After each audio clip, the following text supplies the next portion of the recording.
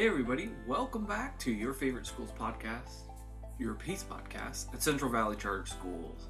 So nice to have you back for our first official tips and trick video for our school year. Really exciting stuff. So far, we've already done a welcome back video. We've had an interview with Erica Wurz, our amazing speech language pathologist. You really want to check that out. We'll put that on here at the end of the video. So after this one, you can hop over and check that out.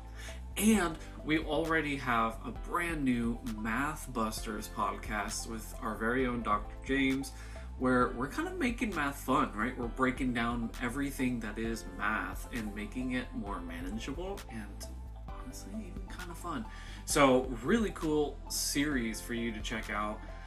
You can find all of that here on our YouTube channel where you're at right now watching this, which is super cool. So you just subscribe and you have all the access to all this amazing content. But anyways, we have a really awesome tips and tricks video for you today.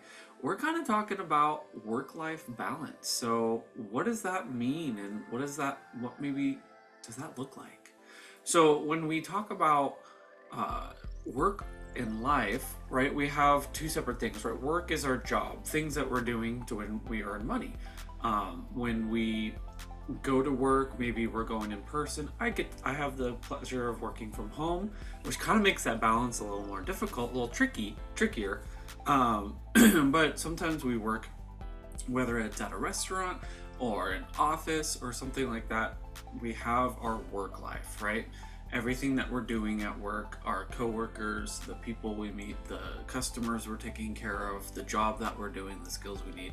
Then we have our life, right? And this is kind of everything else outside of work, where we're talking about relationships, personal health, mental health, things that we like to do, things that give us joy in our life. And there's a balance between working and earning that money and going to our job and learning or in taking care of ourselves and doing things that we enjoy that are fulfilling for our lives, that we want to do as well, right? So there's a delicate balance between the two. So I just want to give some good tips and kind of tricks maybe to help with setting that balance between the two. So for starters, and I think probably one of the most important ones, which is why we're starting out with it, is setting clear boundaries, right? So we want to set a boundary between work and our life.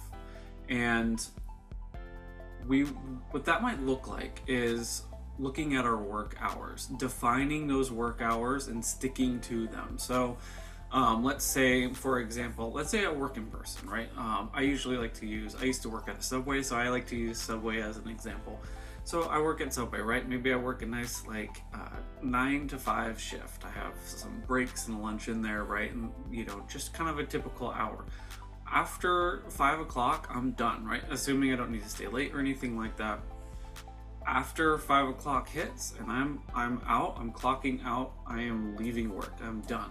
I'm not gonna check my phone or my, I don't know how many emails you'd get from a Subway, but it's like we're not checking our emails, we're not checking our phone, we're kind of disconnecting as best we can from work. So that way when we go home, we're unplugged and we're able to focus on ourselves and the things that we want to do. Now this gets a little blurrier when we work from home, right? So like I was saying, I work from home and my office is in just one of my other rooms in my house. And so it gets a little bit more important, it's a little trickier, but it's just as important, if not more important, to set those boundaries, right? Once we're done with our work for the day, we need to unplug, we need to disconnect, because if we don't, it gets really difficult to separate work from our life, and it could get kind of overwhelming if we feel like work is constantly a part of our life. Like work is our life, right? We don't get to do hobbies that we enjoy. We don't get to watch that new TV show that we want. Maybe something, especially if we're having hard times at work, maybe something's giving us anxiety. It's going to be a lot more difficult to disconnect from that if we're allowing that to bleed into our life balance. And so a good way to do this is creating some literal actual physical space, physical separation from your work environment. So it's a little easier when you work away from home because you can come home, work isn't following you home, not physically, right? But if we are from home, and this applies too, like in school, like if we're doing school at home. So trying to separate ourselves and distance ourselves from that workspace at the end of the day. Maybe we have a dedicated area that's what we do. That's all we do is we work, whether it's classwork or work. We're doing that in that one dedicated space, and we're going to try not to do anything else there. Just like kind of like when we're sleeping in our bed, we're try only to sleep in our bed. We don't try to do a bunch of other activities. I know sometimes it's easy to watch TV and scroll on our phones and things like that in bed, but the less we do in bed that's not sleeping, the better, because then when our bodies are in bed, we're in sleep mode, right? So it's kind of the same with our workplace. When we're in a workstation, we're in work mode, and when we're not, we can unplug. So that's kind of one of our first little starters. The second is going to be just prioritizing tasks. And so this kind of comes in like general organization, making things like to-do lists, and keeping organized and planned out. So when we have a good idea of what we're going to be doing during the day or during the week at work, or in school, we can stick to that plan a little bit better, right? So if we can accomplish things on that to-do list in order and in a timely manner, because of that organization, it's going to help that timely manner. That's going to really help how we get through all the tasks and things that we need to accomplish for that week. That way we don't have any bleed over into our personal lives, right? We're not thinking, oh my gosh, I have so much to do. What else do I have to do? And we're running through all these different ideas of things that I need to accomplish in my head. If we have to-do lists, if we're organized, it's like I already know what to do and I can check things off my list, and at the end of the day, I'm like, I did everything I need to do for today. I can check out. I can clock out. All right. Our next thing is taking regular breaks. So sometimes when we work in person, we have breaks worked in for us, right? We're doing lunch breaks, we're doing short 15-minute breaks. Those things are kind of already worked in there, which is really nice. When we're working from home, we have those too, but sometimes it's a little harder to adhere to those. So making sure that we stick to those short and longer breaks. Maybe getting out and getting some sun and just like taking advantage of the breaks, not working through them, but taking that moment for yourself to kind of take a deep breath and, maybe just unplug, unwind just a little bit before we get back into work, right? Maybe even you can use that time, not necessarily to work, but maybe to plan out and like kind of reassess how our day is going and what we might be able to do to adjust. So that way, once our time is up, our scheduled time to clock out or whatever it may be, we know that we're going to be accomplished with that day. And so that kind of all goes into managing our time effectively, right? So we want to make sure that we use those to-do lists, we use those plans and those guides to manage all of our time. Making sure that we have set blocks of time open to do certain things, right? And so sometimes having like Google Calendars, for example, we have time blocked out for different tasks, and sometimes we end up doing those and sometimes we don't. Sometimes things change, and being flexible and adaptable is really important. But having a general idea of how to use our time while we're at work is going to help us maximize that. So again, things aren't following us home. We're not taking this home into our personal lives. We can kind of unplug from work and continue to do things that we enjoy outside of work. So that's also really important. And, one way we can do this is through setting goals. So sometimes, we can set a goal for ourselves, whether it's workload or self-care. And, the way we plan out our days or our weeks can help us maximize on goals. So we want to keep these goals realistic. So let's say I'm like with our workload, I want to make sure that I get my podcasts done, within a certain time frame. Maybe I give myself 2 weeks and I allocate a little bit of time each day to get my podcast done. And then also, I want to do the same for my life outside of work. So maybe I have a difficult time scheduling in some self-care. Maybe I just need to, maybe there's maybe a favorite TV show. We're in that golden time right now of the year where a lot of TV shows are coming back. There's a lot of pilots. There's a lot of good stuff to watch, right? And maybe I just haven't gotten around to watching one that I really want to. Blocking out some time for yourself to just unplug and just watch that. You can treat it almost like a work task, but this is for yourself, this is for your life, and making sure that we're balancing those things, setting those goals for ourselves to take care of ourselves, both in work and at home. Because it's really important to unplug and disconnect, right? So again, when we're at work, we're in the zone, we're totally plugged in, we're doing everything we can to get the jobs that we're assigned done. Well, when we're done with our work, our shift, or whatever that may be, it's really, really important to be able to unplug from that, disconnect from that in whatever way you can. So again, setting those hard times for us to be done, right? So maybe let's say I work until 5 p.m. and I work from home, I don't have a commute or whatever, so maybe I'll give myself a soft unplug time for maybe 30 minutes to the next hour. That way it's I'm trying to disconnect, but if there's still a little bit more I could do, give myself some wiggle room, but 6 o'clock hits, I'm done, right? Whereas you know what, that's tomorrow's problem, shut the laptop, turn it off, stop checking emails, we're done. Go enjoy, have some dinner, watch a TV show, doom scroll on your phone through TikTok and Instagram, find that time for yourself to take care of yourself.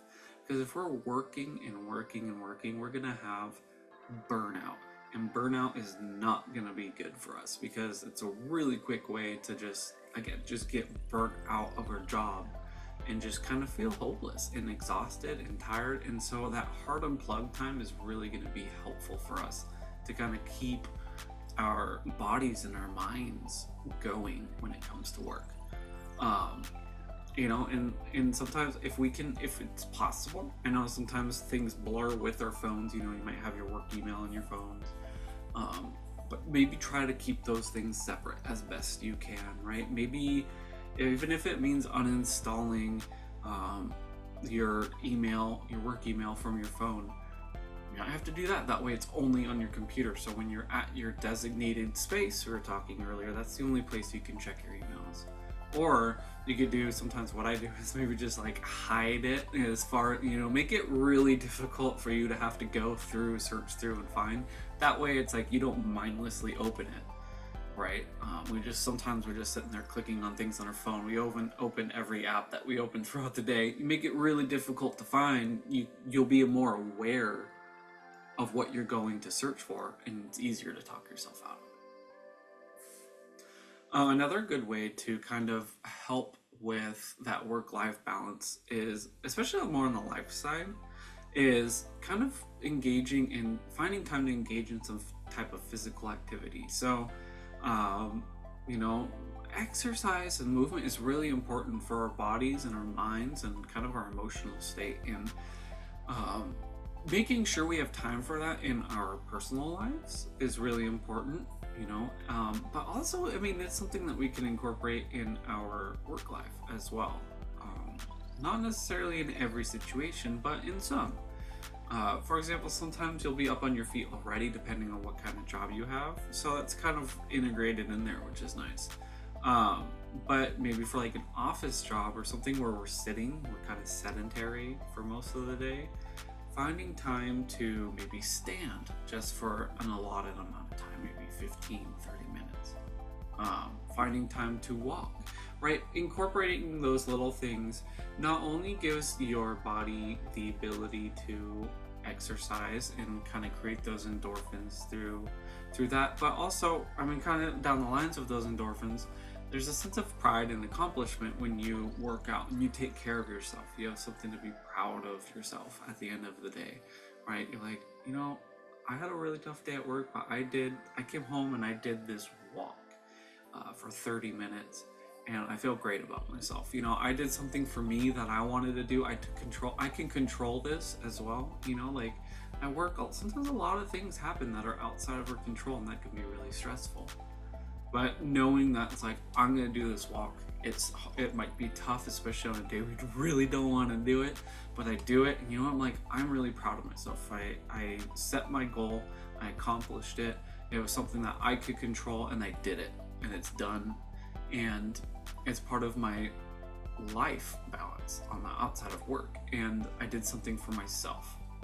And so that's another really important thing that we can try to do. Some more things that'll really help is just kind of a broad end of our life areas is kind of practicing mindfulness as well as nurturing relationships, right? So that's kind of relationships with other people and relationships with ourselves. So we want to make sure that we carve out time to spend with maybe family or friends or just by ourselves. We all know what's best for ourselves. Whatever helps you recharge your kind of battery, whether it's your social battery, your mental battery. For me, I'm more introverted, and so kind of some alone time helps me recharge. But some people might need to go out and be around people. Our extroverts of the world need to be around some people and some friends, and that helps them recharge and give them kind of new life to take on the work week. So finding time to spend with people or doing hobbies that you enjoy, as well as practicing your own kind of personal mindfulness, checking in with yourself, how you're feeling, and what you know is best suited to help you feel better. I find things like quick meditations, even just like little 10-minute ones, breathing exercises as well, kind of stopping for a moment and just listening, being in the moment, feeling things around you really helps. Even just like that little bit, just slowing down, hearing things in between your words really kind of settles things down a lot. You can kind of feel the shoulders kind of relax from being tense. So finding things like that can really help kind of disconnect. So maybe at the end of that work day, when we're clocking out and we have that kind of soft time before we totally unplug, maybe we do a little meditation or a breathing exercise that kind of helps us disconnect from that and kind of be in the moment as we get into our life side of things after work. And so all of this to say, there's no real right or wrong answer when it comes to managing our work and our life, and keeping that balance between the two, right? We don't want to have too much work, because then we're probably going to be stressed and anxious all the time. We're just going to be feeling like we're go constantly in work mode, and that's exhausting. We don't want to be in that end, but we also don't want to be all in the life end where our work is slipping, our quality of work is declining, and because we're just constantly in life mode and thinking about all the things I want to do, and I can't wait for that next episode that's going to come out next week. I'm just constantly distracted with things going on in your personal life. Finding that balance is really important to kind of help our job performance, but also our mental and emotional and social well-being outside of work, right? We have these two different lives, and balancing them is really important. Having a balance in our lives is extremely important. So moving forward, what are some things that you can do that might help you kind of separate and balance that work and that life balance? Would it be a hard unplug time? Would it be stopping and just kind of taking a few deep breaths and kind of maybe even meditating during that unplugged time? Is it planning? maybe, integrating a planner and kind of getting a little bit more organized on the work end, so that way it's easier to do that unplug for the life end. Or maybe you kind of just neglect your personal life, and we need to treat it almost like a job for a little bit and schedule in times for self-care, for socialization and things like that. So what helps you balance? So what I'd love to see in the comments, what helps you keep work-life balance? What things do you need help with, right? Do you have any questions about how to continue to keep that work-life balance better? Love to see all your thoughts in the comments below. As always, make sure, I know I said it in the beginning, make sure you subscribe to our YouTube channel, because it'll be able to get some more kind of videos like this, as well as our interviews and our Math Busters. All of our career fair stuff is on here. You need to be subscribed. It's a great resource if you're at our school, right? And go ahead and too. If you like this video and you comment on it, it shows me that you like this type of stuff, and I can continue to give you some more advice or just tips, right? Just talking about things, keeping the conversation going. So engage, and remember to take that time for yourself. At the end of your workday, take that time for you, because you deserve that. Thank you, everybody, for tuning in to Your Pace Podcast. All right, and we'll see you all in the next video.